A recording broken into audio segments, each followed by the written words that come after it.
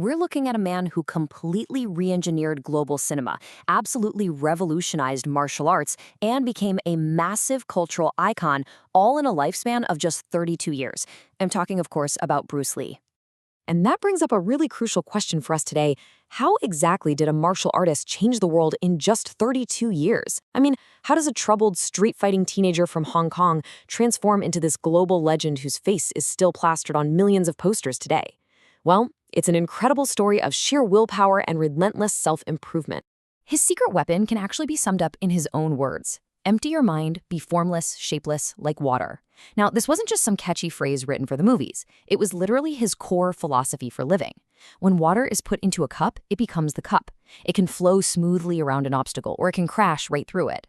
As we walk through his life in this explainer, I really want you to notice how this exact concept of total adaptability allowed him to overcome every single rigid barrier he ever faced. Part 1. The Street Fighter, Hong Kong's Rebellious Youth. Because the legend of Bruce Lee actually started in a very delicate, unexpected way. Get this, he was born in San Francisco in 1940 but raised in Hong Kong, and his superstitious family actually called him Sai Fan, which means Little Phoenix. It's a distinctly feminine name. His parents had previously lost a son, and local superstitions suggested that evil spirits targeted male children, so giving him a girl's name was a way to trick those spirits and protect him. It's kind of wild to think about, right? The man who would eventually be known worldwide as the Little Dragon started out hidden away as a little phoenix. But, as you can probably guess, he didn't stay delicate for long.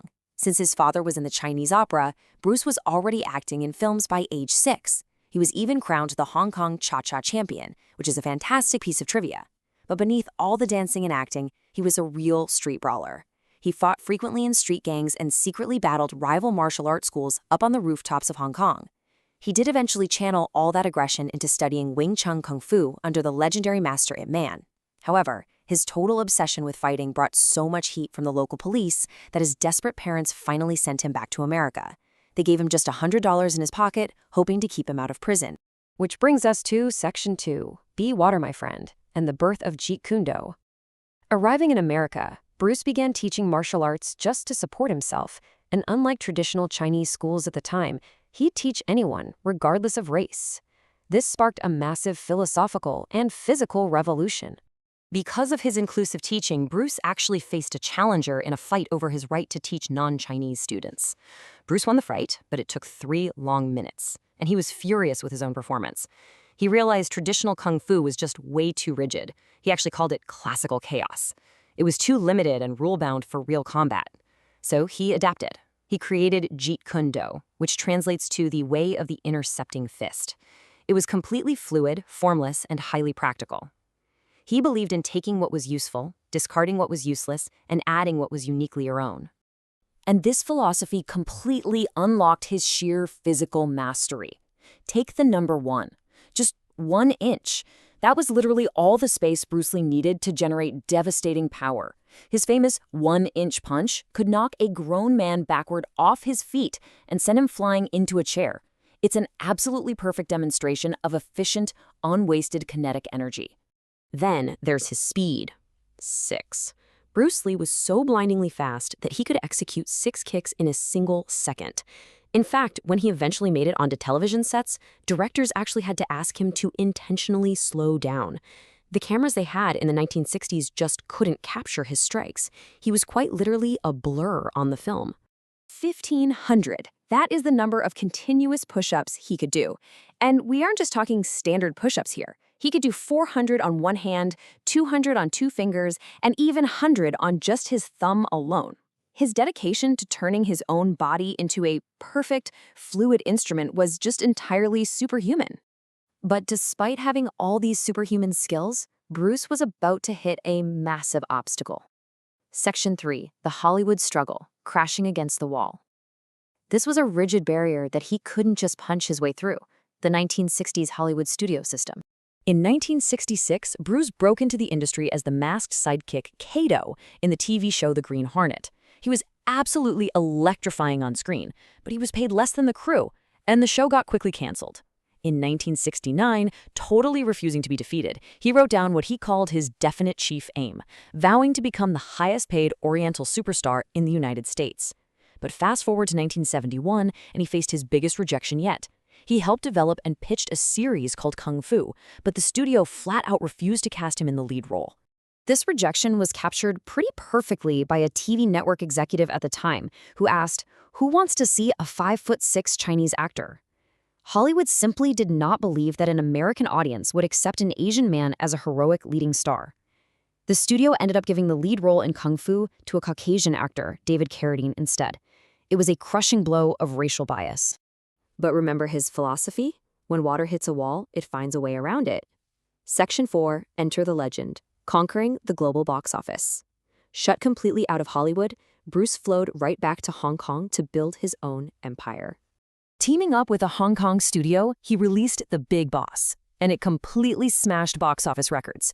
Then came Fist of Fury, which broke the records just set by The Big Boss. Finally, he formed his own production company. He wrote, directed, and starred in Way of the Dragon, which shot right past the 5 million Hong Kong dollar mark, totally defying every critic who ever laughed at his ambitions. Practically overnight, he was an absolute phenomenon all across Asia. To reach this peak, Bruce exerted an obsessive level of control over his work. For example, in Way of the Dragon, he wrote 20 pages of meticulous choreography just for his final Coliseum fight with American karate champion Chuck Norris. He planned out every single camera angle and every strike to absolute perfection. He was proving his Hollywood doubters entirely wrong by creating action cinema unlike anything the world had ever seen before. And this monumental success created a ripple effect right back in America. Step 1. He starts filming Game of Death, which includes that iconic fight scene with his towering student, basketball legend Kareem Abdul-Jabbar. Step 2. The noise coming out of Hong Kong is so loud that Hollywood finally has to call him back. Step 3. Warner Bros. Actually partners with him to film Enter the Dragon with a massive $800,000 budget. Bruce had finally done it. He achieved his lifelong dream of starring in a major American blockbuster. Which brings us to Section 5, An Immortal Legacy, the Dragon's Final Bow. Just as he stood on the precipice of total global cinematic dominance, tragedy struck. On May 10, 1973, while dubbing lines for Enter the Dragon, Bruce actually collapsed and was rushed to the hospital with brain swelling. He recovered from that incident, but shortly after, on July 20, 1973, while at a colleague's apartment discussing a script, he complained of a headache. He took a painkiller, went to lie down, and slipped into a fatal coma.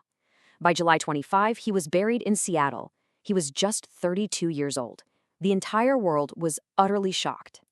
But his legacy was already sealed. Bruce Lee completely revolutionized global action cinema. Think about it. Before him, fight scenes were mostly just clumsy brawls. After him, they became highly choreographed, kinetic art.